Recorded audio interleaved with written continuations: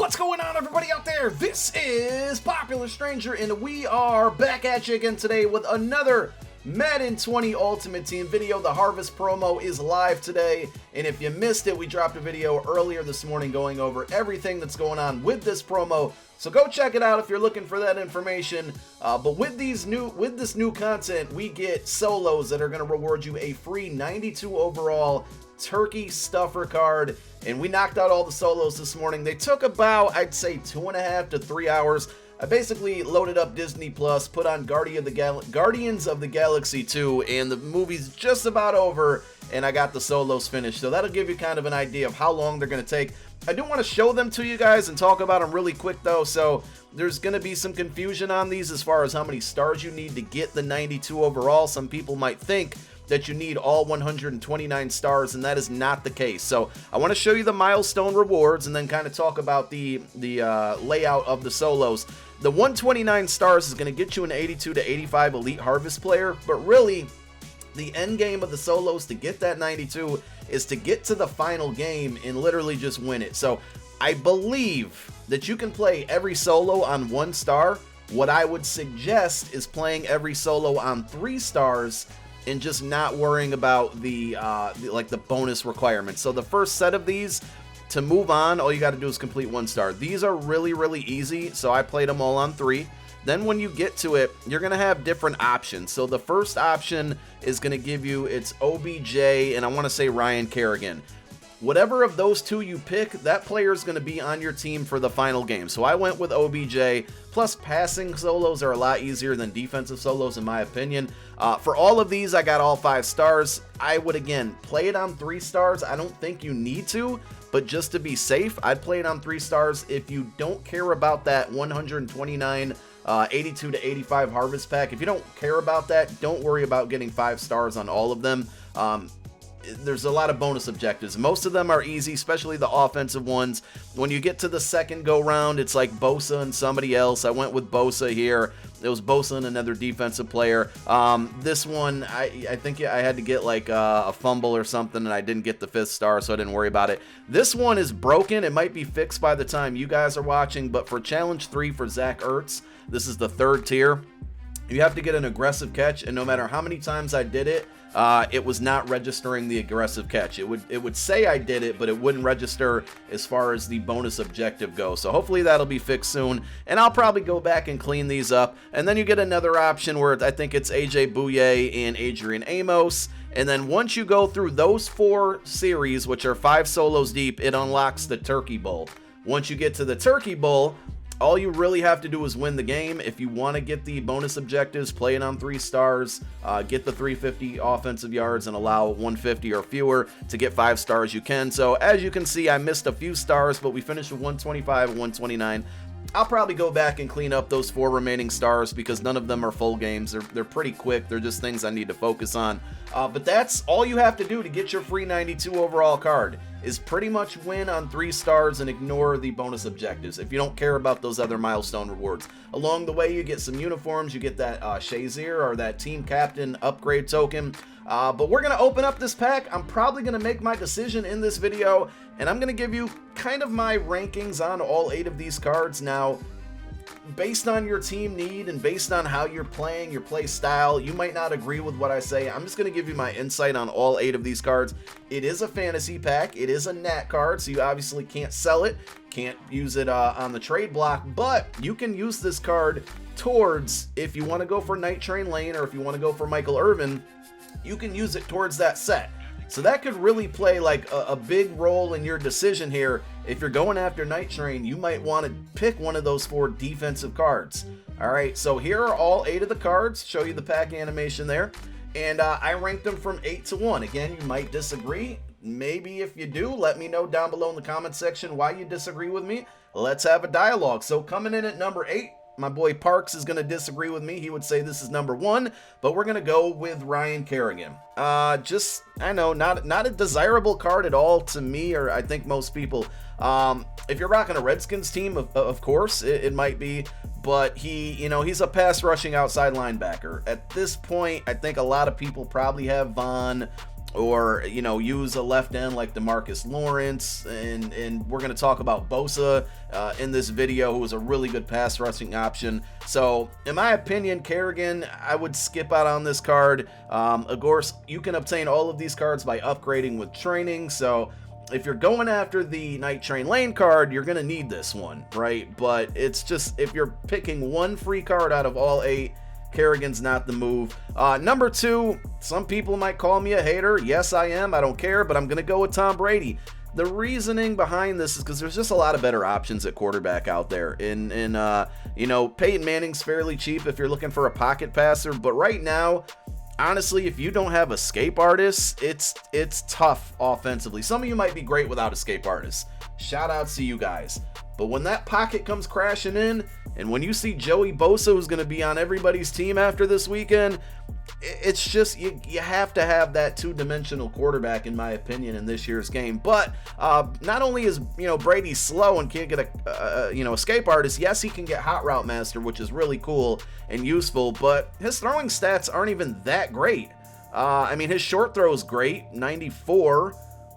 Mid is 91, but like deep 85 is kind of trash. Throw power 88, not great. So if you like to really air the ball out, especially down the field, I just don't think this is the greatest card out there.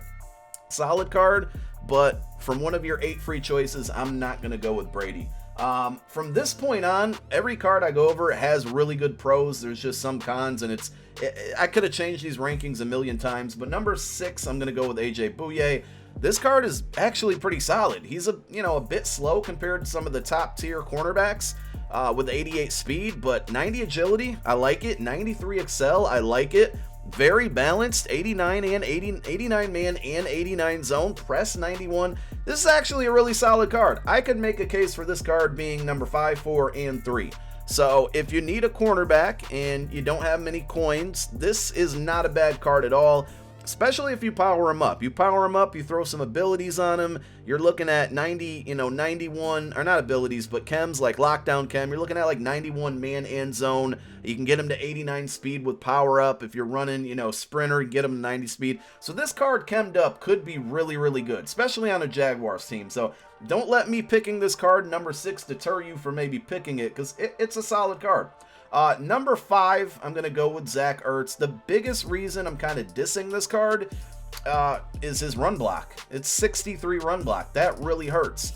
He has great receiving stats, like 94 catch, 91 catch in traffic, 90 spec, 92 short run, route run, 89 mid route running. Like, this card is pretty good. The two things that hurt him are his speed and his run block. And in a game where running is key right now, that's the meta, you want a tight end who can run block. Now, if you like to run some 2 tight end sets, or you're okay with maybe making substitutions, when you're going to run, you put in a better run blocker like Kittle or Delaney Walker or Mercedes Lewis, and then when you're going to pass, you want to put in Ertz. Not a bad card at all receiving wise, just not two-dimensional when it comes to blocking and pass catching. I'm still going to get this card because I'm an Eagle fan. I might even pick this card now. I'm not sure yet, still making my decision. But that's kind of the pros and cons of that card. Like I said, that's going to be with most of these cards out here. Number 4, we're going with OBJ. Another solid card. I think this one, might rank not as good on a lot of people's lists because the wide receiver position is so crowded. Like, I feel like everybody I play has Tyreek Hill and Torrey Holt. A lot of people have Randy Moss at this point, so it just kind of leaves you with like one other option, a wide receiver. And do you want to waste that on OBJ when there's a lot of other really good cards out there? So not to say this card is bad, but the wide receiver position is flooded. There's just a lot of cards out there, and everybody has Torrey Holt for sure. But 90 speed, wish it was a little bit quicker.